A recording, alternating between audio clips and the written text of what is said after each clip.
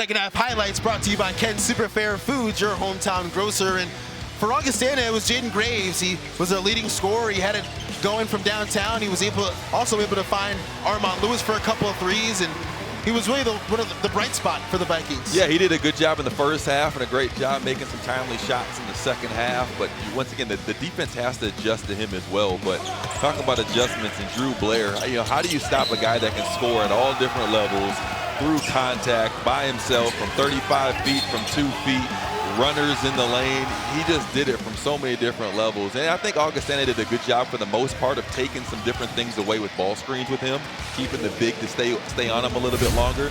But Drew Blair was just a walking bucket today.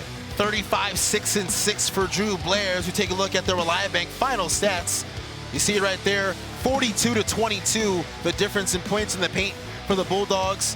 And a lot of that was Drew Blair and others getting involved, and even Lincoln Meister with that huge dunk in the second half. Yeah, you just look at the stats across the stat sheet. It's pretty even, right? But points in the paint was a huge point of emphasis for Coach Wick and his staff. But I think they did a really good job of limiting Augustana in transition in the second half.